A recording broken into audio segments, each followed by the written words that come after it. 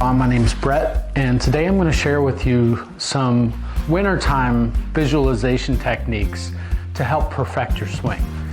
Here in the United States, we're over here on the East Coast, and we're starting to see these temperatures drop, and that's one bad thing for all of us golfers, unless you have an indoor studio, is it means we're getting less and less time out on the course, so daylight's starting to go away and the temperatures start to drop. I myself, I kind of cut it off around 45. That's kind of the moment when my hands are too cold to be swinging in that. Some of you might enjoy it in the cold, but I definitely draw the line in there. So what we're going to do is go through some winter techniques that will help you improve your swing in this downtime of the season.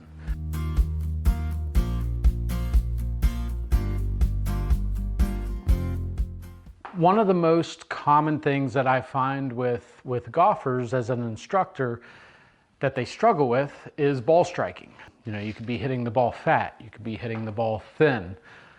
And I really want to kind of key in on one visualization technique that will really help you in this downtime, or even in the middle of the season you could do this, to help improve ball striking, help improve the consistency of your swing. And what we're going to do is, the way I have my camera set up is how I want you to view that you would be looking at a mirror in the house. So if you don't have a full-length mirror in the house, a trip to Walmart, you can find a full-length mirror that will help you visualize what's going on in your swing. So the first thing I want to really look at as far as visualization goes, we don't even need a golf club. What we're looking at is our body's position from a face-on view. If we're looking at our body from a face-on viewpoint, we'll be able to see if there is sway or movement laterally, right and left, that could deter us from making good ball striking. So we'll look at it here from face-on. What I want you to do is, if we were using a mirror in our house, and granted, I'm not using a club here, we would take our backswing and we would look at our positioning, noticing that my head is not shifting laterally towards the back part of my swing. If I were to take a backswing and really sway off of the ball, there's a good chance that I've got to do a lot of compensation to get myself back into a good impact position. So the goal here would be standing face onto a mirror, making that rotation back, and returning to impact.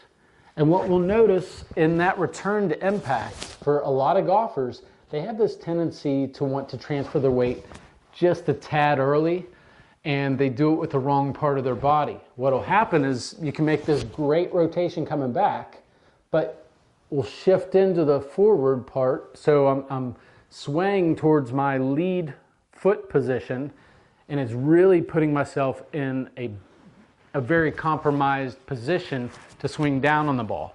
And that's exactly what's going to happen. If we look at it from more of a down the line perspective, if I were to make this nice turn going to the top and then get that lateral move forward, it's going to cause me to become very steep. The old phrase outside in or over the top might come to mind for you golfers that maybe slice the ball or maybe pull the ball. This will help divert the path of your swing to a more neutral plane. So if I'm standing here, I know that my head is stable in position. I know I get to the top of my backswing without making that sway. I'm just making good rotation. Coming down, my head, if anything, I feel like I'm slightly behind my position here.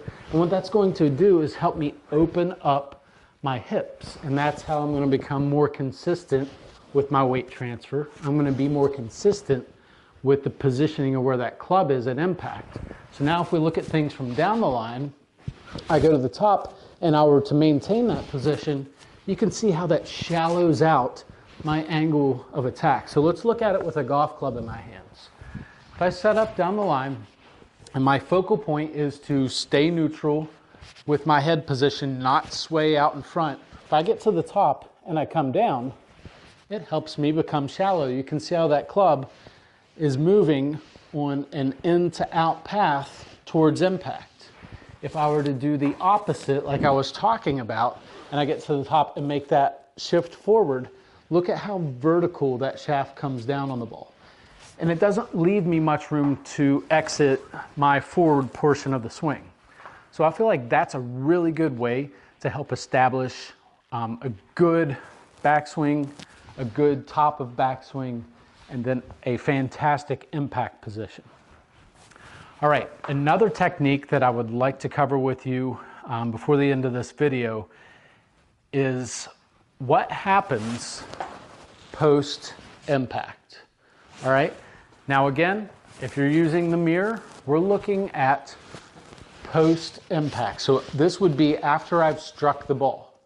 All right, one thing that we'll see is that my body is open, my lead leg is relatively straight, right? Not this kinked out knee position that I see all day long as an instructor. That lead leg, that leg that's closest to the target, is straight and my hips are open. Well, we're going to look at what's called extension.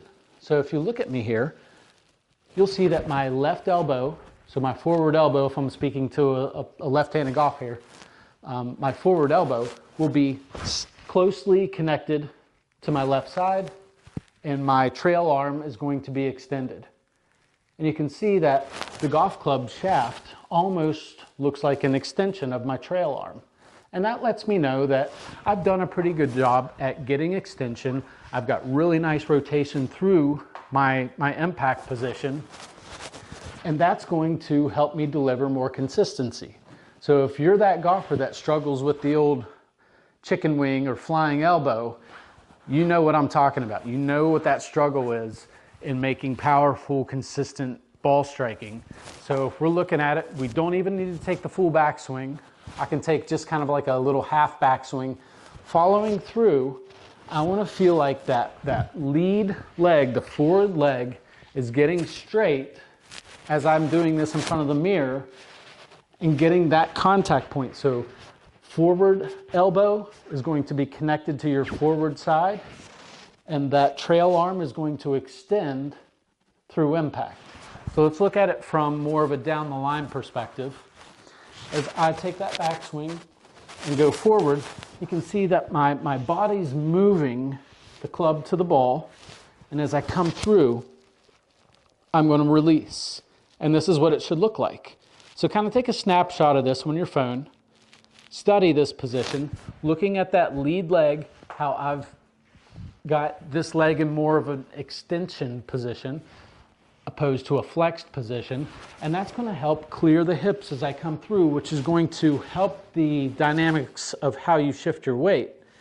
And then we're looking at that connection point between the lead elbow and left side. If you struggle with that, something you can do is maybe take a small object, place it under here, maybe a glove, and what we'll do is take that half backswing, and as we come through and making that extension, if you drop the glove and that elbow flies out, then we're in big trouble. So those are two very, very useful visualization drills to help you establish a much more consistent swing.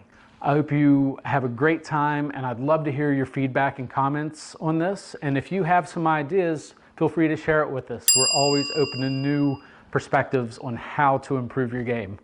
So knock them straight down the fairway, and thanks again.